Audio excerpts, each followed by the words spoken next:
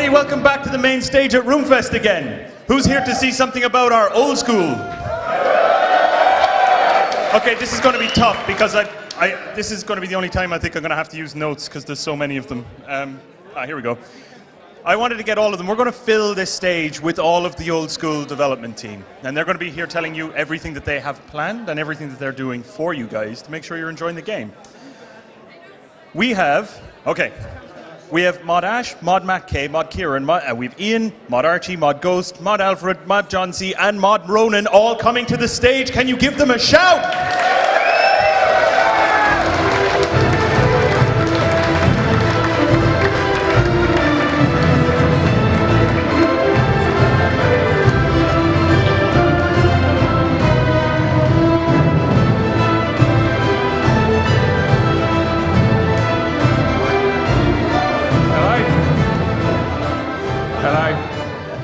How are we all? Just bear with us while we make our way on stage, slowly. Ronan. So we've been looking at the data, and we figured now's a good time to do some streaming. So as Connor said, we're the old school team. And in case you don't know who we are, let me introduce everyone. We've got Alfred, who's an artist. We've got Chris, who does video stuff. We've got John, QA tester. We've got Kieran, a QA tester. We've got Ash. You know who Ash is.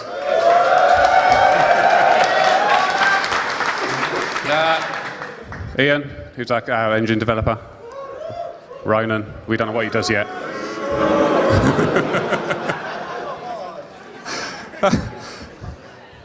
Gareth, who's our artist. So, I've got buttons to press. They give me 3 things to hold. Right, so, okay. Press button. Press button. Ah, sugar. There we go. Right. So, the first thing we're going to talk about is what we did this time last year when we were on this stage. And these are all the things we mentioned. Everything from in-game polls to sailing. And this is what we've actually polled. Everything with a tick, we've polled. A few things we haven't done, such as the permadeath PvP world, but we've got dead man mode, so that will keep PvP people happy. Titan Brawl was a mini-game idea. We got Titans to fight with each other, but as no one's mentioned it since the last RuneFest, we thought you guys probably weren't interested in it. So we let that one slide. But, you know, it's been a great year. 3 things to hold again.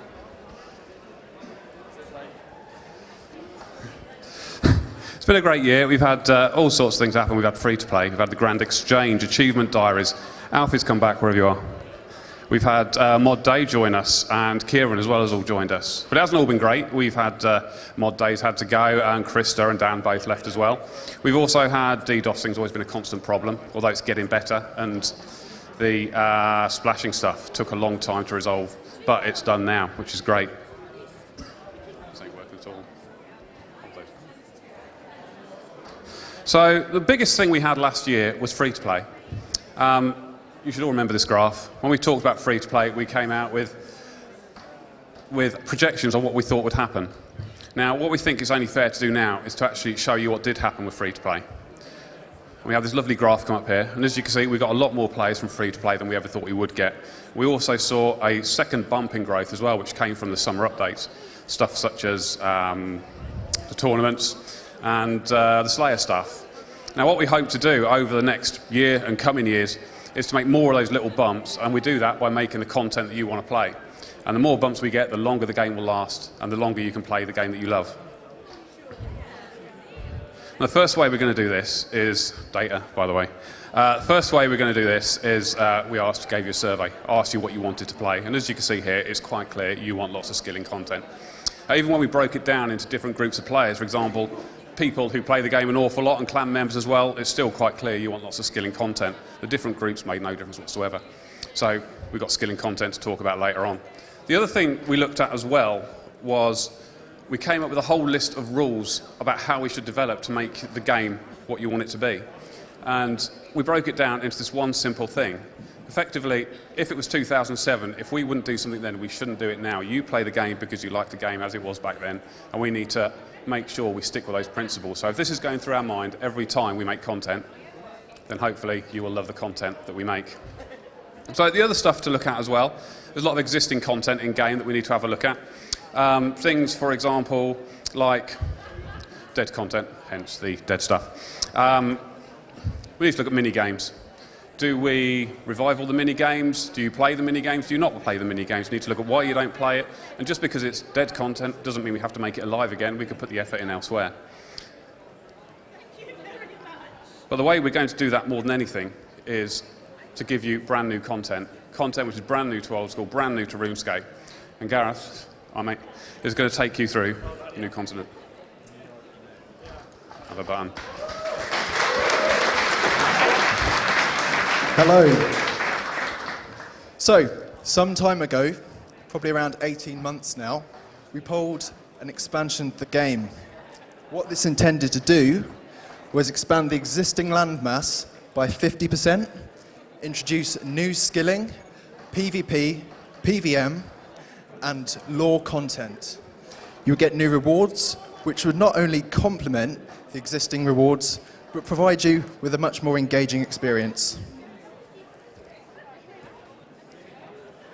So, where is it? Well, as you know, we've had some team restructuring. We didn't really have a designer to proceed with the project, and we have commitments to lots of other content that we promised last year. So instead of allowing that to suffer, we felt we can put out strong updates instead of allowing one update to kind of pull the rest down. So we've now had time to regroup and now feel that we can give the continent the time that it actually deserves. I need lots of notes, sorry. So where are we now? We're going to be splitting up the continent into 3 phases, the first of which will be coming shortly. A lot of people have been asking for not just PvP and PvM content, but more engaging content to do with other skills. The city of Great Korend, which I can show you now with this clicker, it worked. The city of Great Korend is going to cater to all skills throughout the game. It's not going to allow you to accrue XP faster, it will just give you much more engaging and interesting ways to actually skill. So, what can you actually see in front of you? Well, the city of Korend, if I give you a bit of backstory, was essentially a massive empire with 5 houses. Each of these houses was at war, and it was a bloody war, and it continued for a very long time. A king came to power which unified all 5 houses and stabilized the land. That king is now dead. We have an uprising of all the houses, and they want to seize power for themselves, and in order to seize power, they need your help. So, each house will have several skills which relate to them. If you play through the content, you'll be able to unlock new skill content and new rewards. But should you stray to another house, you will lose the benefits that you gained in that existing house in exchange for the other ones. It's like cards. I should have learned to shovel. Right, cool. So, Dominion, which I covered just then, sorry. It's much harder than it looks, sorry. So, let's go through the houses. We've got House Shazian, and what part do they play in this society? They are the military. So, naturally, you expect to train your combat skills there, but you'll also be training Slayer. So I'm just going to run for a few of the tasks which you're going to be doing there. You'll be manning the wall and defending it from external threats. You can see this sort of northwestern area up here. That's called the Bloodlands. That's essentially the remnants of a great war, and what's in there is bunches of mutations which are all trying to clamber over into the city. And it's your job to protect the city from them. You'll also have a training camp there, which not only you can train your combat skills and gain XP, but you'll also gain weapons, which you can train with and actually charge those weapons so long as you continue to use them. If you don't use them, they'll become a lot weaker. You'll also be able to police the city for smugglers, and you'll essentially be the law enforcement of Korend.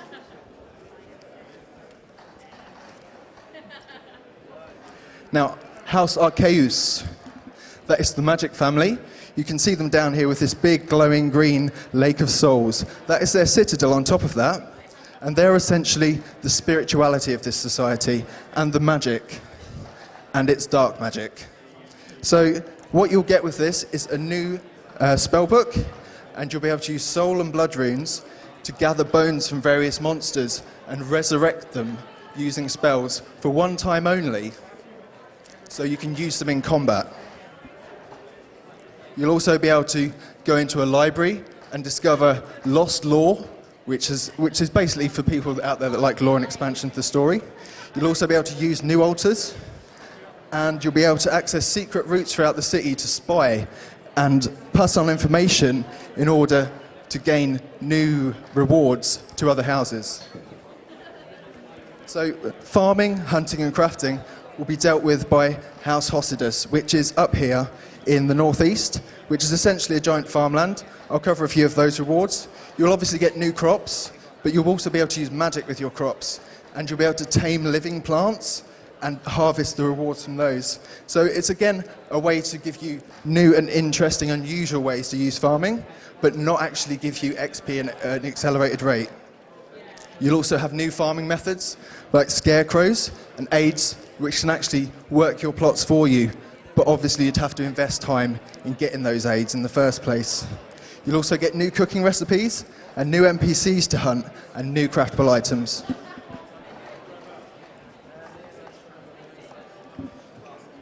Okay, so House Lovercane is heavy industry. You can see there's a mining place far to the east, and what you'll get from them is new compounds. You can use these compounds, which you'll have to resource yourself, to actually do blast mining, which will get you ores at an accelerated rate, but obviously you'll get the ores at an accelerated rate, but you'll have to put in the time to acquire these resources. So again, not getting XP at a faster rate, just more engaging ways to actually get the XP in the first place. You'll also have to help maintain and repair the city and create access routes to new mining areas depending on your construction level and your mining level.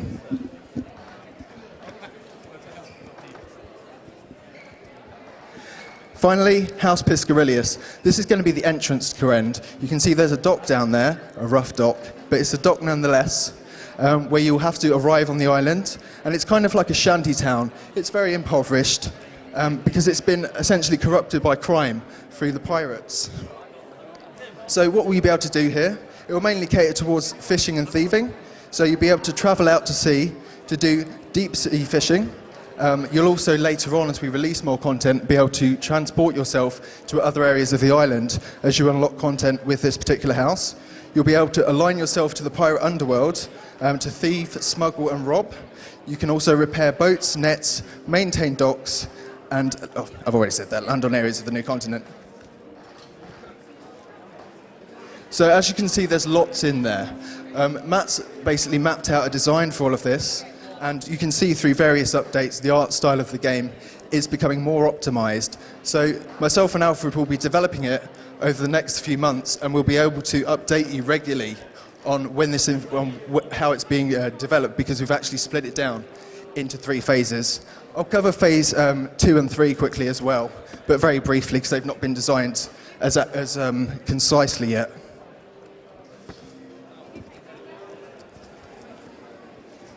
Card 2's gone missing. What do I do now? No, it's fine. We're basically going to go over to the volcano. Yes. We're going to go over to the volcano. This will be a giant raid dungeon area. So we promised raid dungeons last year, and we're going to stick with that theme. But as to what's going to be in those raid dungeons, we haven't mapped out any stylistic designs yet, but we do know it's going to be in a volcano. It's going to be a very harsh environment, and you're going to be able to team up with as much as 100 accounts to go in there on a raid and do massive boss fights, and it will be massively engaging PVM content. You'll also be able to explore other areas of the island, like you'll be able to go out into the Bloodlands and train new sort of Slayer monsters. I can think of one that's been introduced recently that will play a pivotal role in all of that. And we'll also have the living forest as well. This will kind of tie in with farming and the new type of living plants that you get. We'll also have phase 3, which is the Colosseum. What the Colosseum does is that card that I've just put down, which is rather silly. Let me fill that up. What the Colosseum does is it'll have large-scale PvP. This will be ridiculously massive battles, again, going into accounts of multiples of 10. It will also have PVM content. You'll be able to unlock new monsters in which to incorporate into these PVM and PvP combination battles, like a giant battle royale. So, in conclusion, you can expect to see Phase 1 by the end of January.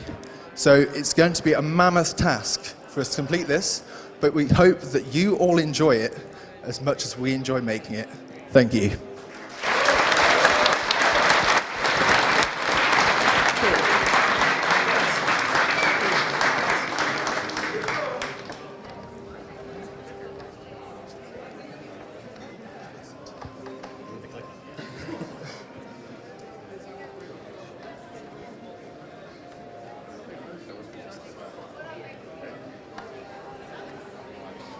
Monkey Madness 2.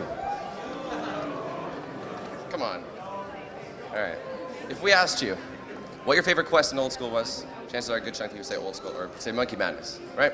This is due to a handful of factors, right? Whether it was the difficulty of finding your way through that underground labyrinth that was collapsing, getting stuck into that cage with the poisonous spider, trying to get to that trap door with the monkeys or the baboons, whatever they were, the giant monkeys blocking you, right? The puzzle, the boss fight, the list goes on. Well, as Old School's first ever quest, we felt this lore ties into our game quite nicely. Let's can explain. Yeah, trying to get out of the prison as well, that was an absolute nightmare. To give you some backstory on this quest series, it all started back with the Grand Tree quest. So in this quest, you were told that the Grand Tree is actually dying, and you had to try and find out what was happening to it. And it turns out that it was Gluff, the head tree guardian, that was actually behind it. But he gets sick of you poking your nose in and eventually put Black Demon onto you. You deal with it, but you foil his plans. This leads on to Monkey Madness. So what does Gluff do next here? Well, you were told to investigate the 10th Squad's whereabouts, who were sent to go to the dock where Gluff was dealing with it. And you will find out that they've actually crashed on an island, and you start to find that they've been lost on Apatol. On Apatol, it turns out that Gluff's now actually working with the monkeys, and he still wants to take over the world. This time, he summons a jungle demon onto you and the 10th Squad. Again, you defeat this demon, and you follow his plans. But is this going to be the end of Gluff? Certainly not. He's still about, and he's had the whole 10 years to come up with a plan. So, the hints are already in game that this is a quest that needed a sequel. If you actually open the quest journal for Monkey Madness in game, it says that you don't think it'll be the last you see of Gluff. In fact, if you go and speak to Gluff in-game, it actually tells you that this isn't the last you'll see of him, and mark his words, because the monkeys are listening. So in Monkey Madness 2, you'll actually get to investigate more about what's going on underneath Apatol, find out just what Gluff is actually planning. You'll get to transmog into something new. Monkey Madness 1 was actually the first quest that got you to turn into something, where you got to turn into the various different monkeys and gorillas. So requirements. If you were there at the time, Monkey Madness 10 years ago was in fact the most challenging quest in the game. We're aiming to mimic that same intensity. This will be an extremely difficult quest. You will definitely need to pay attention and follow along. You won't be able to just skip through the dialogue without paying attention. It'll really test your RuneScape skill and knowledge as a player. Yeah, so let's be honest. That Black Demon, Jungle Demon, they weren't very difficult. And we're going to step it up in this quest. This is some concept art that Alfie has made of the new demon boss that you're going to have to fight in this quest, and we really want this to be a much more challenging quest boss fight that you're really going to have to think about how to defeat. So it turns out this demon's come about because Gluff's actually been selectively breeding a bunch of demons in a laboratory underneath Apatol. He's taken out the strongest version, and he's given him the mechanics, taught him the mechanics that he knows, and that you're going to have to fight around. After you defeat the demon, maybe you'll get a key drop, and this will actually let you gain access to that laboratory, where you'll find all the weaker versions of that demon are left over. You'll be able to defeat these, fight these, and hopefully get some new rewards from that. Tortured demons. Tortured demons, yes. Right, rewards. All right, so with the Grand Tree being at the roots of Monkey Madness, we felt it'd be ideal for new Gnome Glider locations. So these would be niche locations, ideal for experienced players who really know their way around the game. You don't have to worry about teleport scrolls, tablets, runes, jewelry, you name it. It's really just handy, it doesn't cost anything, especially for Iron Men. In addition, we'd like to offer you some high-level skilling content. We're going to start things off with a new farming patch. And aside from that, we're really leaving the rest, I went so good. Leaving the rest up to you. With that being said, I'd like to hand the stage over to Maud Alfred. Yeah? Thank you.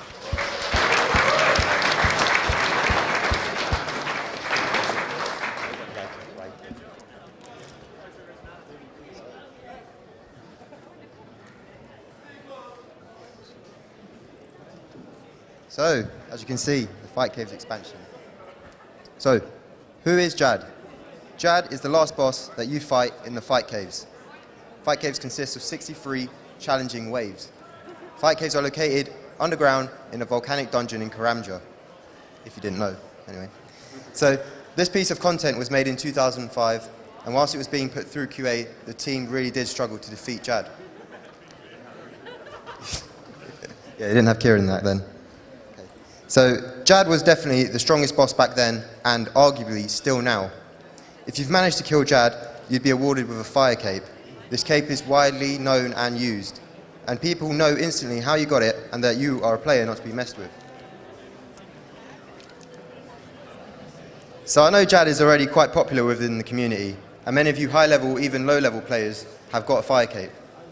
But for the majority of you players, Jad is a little bit too easy, and you're probably looking for a bigger and better challenge. So what are we actually offering to you?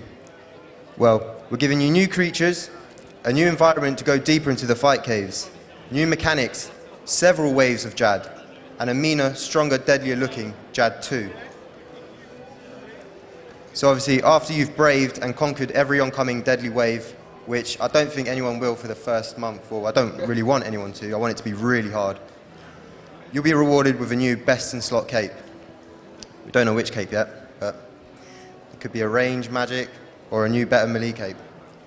I hope you guys are up for a challenge because this will be a battle to remember. And I want to pass you on to Ash and John. Thank you.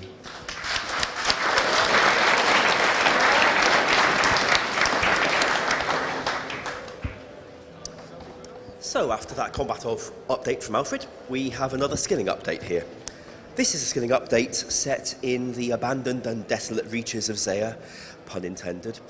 And it's up there, it is supernaturally cold due to the malignant spirit of the Wintertodt.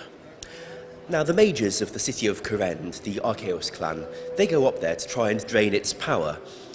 Partly to try and weaken it so it can't ever encroach on their city and kill them, and partly because they want the power for themselves. But they can't do it alone.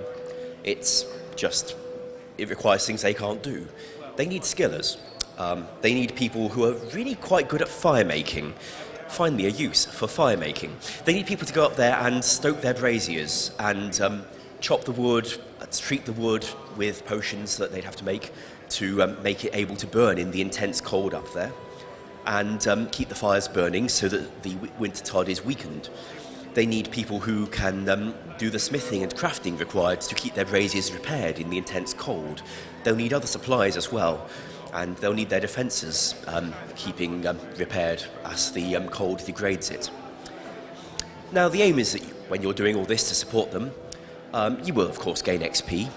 I'm not looking to increase the maximum XP rates or anything, but I'd like you to be able to get rewarded for your time with the XP for the work you're doing, and also of course to earn some favour with the various houses of Kurend. So now over to John.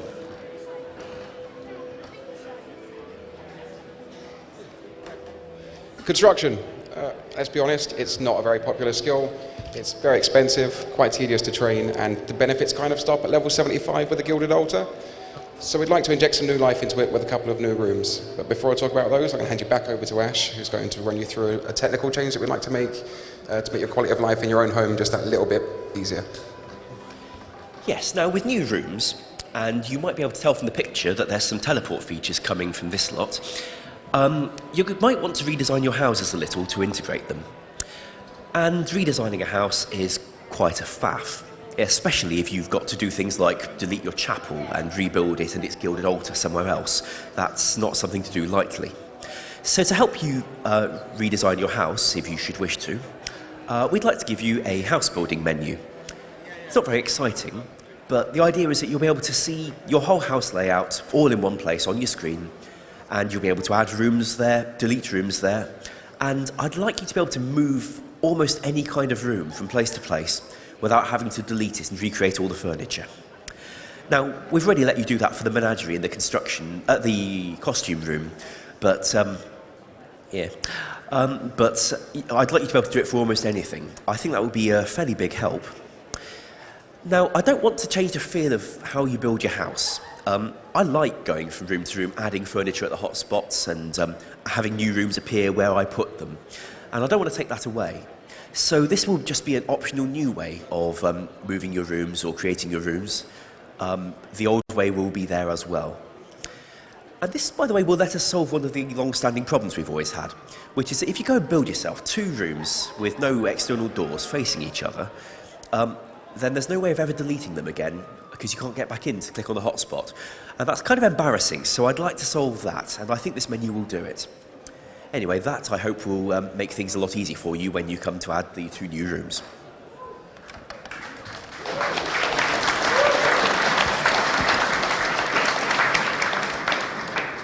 Thanks, Ash. Right, as just mentioned, the first of the 2 new rooms is the Superior Garden.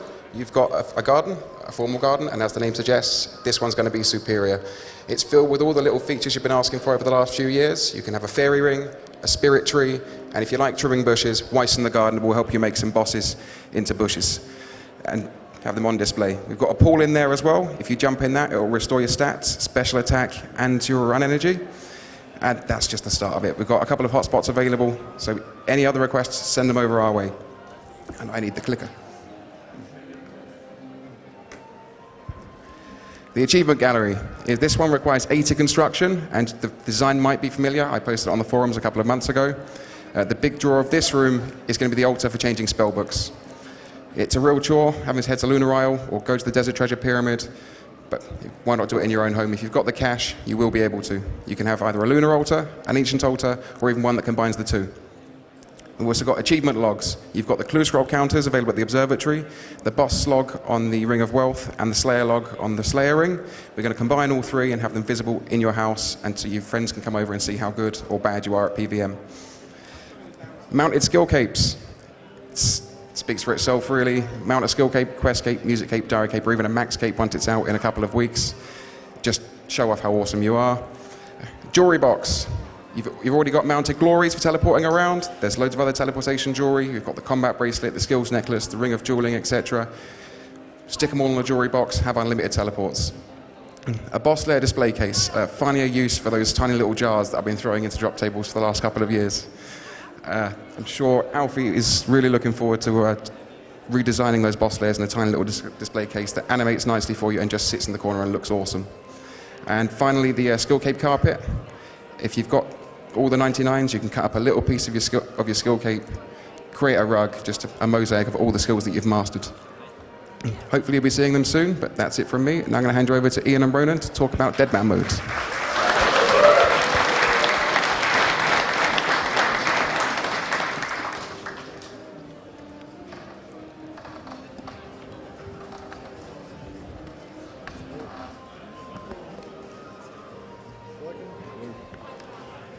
Every RuneScape player has a memory of their first encounter in the wilderness. Taking your hard-earned newbie gear into the unknown for the first time is one of the most nerve-wracking and intense experiences you ever go through on RuneScape. The panic that sets in when you first see a white dot appear on the minimap is like absolutely nothing else, until now. Deadman Mode is a new, hardcore, PvP everywhere game mode for Old School RuneScape. Nothing you earn is safe, and no one is worthy of your trust. When we first mentioned Deadman Mode on a dev Q&A, the community ate it up instantly. We saw thousands of tweets and hundreds of threads on Reddit and the forums. It was clear that hardcore PvP and risking huge amounts is something that Old School players are very, very excited about. Everything about Deadman Mode aims to have you at the edge of your seat at all times. And with that said, it's going to do it in a game that you know and love. Ian's going to run you through some of the differences between standard Old School And Deadman mode now. Danger. This is a dangerous game you're playing. You could be attacked any time, any place. No running, no hiding, and no closing your browser just because you've seen a white dot coming towards you on the minimap. In Deadman mode, logging out or teleporting takes time. Will the countdown elapse before that level 126 white dot reaches you? Or will you stand and fight? Fast moving. XP rates in Deadman mode are 5 times faster. But what can be easily gained can also be easily lost. When you die in Deadman mode, you lose half of your XP. Ever thought that the player at the top of the high score table had an unassailable lead? Think again. Have you ever coveted another player's third age gear? No problem, they won't need it when they're dead. When you kill another player in Deadman mode, not only do you get to take all of the items they're carrying, but you also get to raid one full inventory of the most expensive items from their bank account. Deadman mode is ruthless, and there's always something to play for. Speaking of which, you can play a prototype of Deadman mode right here at RuneFest, over in the PC room. Now, in a moment, I'll hand you back over to Matt for his closing comments. But as always with Old School Runescape, remember, it's your game, so go, have a play, and let us know what you think.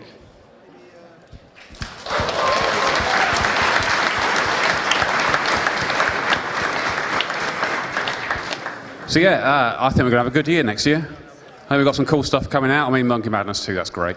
Come talk to us. We are over there in the PC room. Please do come over after this if you've got any questions and come and have a chat with us. We'd love to hear from you. So thank you all very much. It's been great. Ta.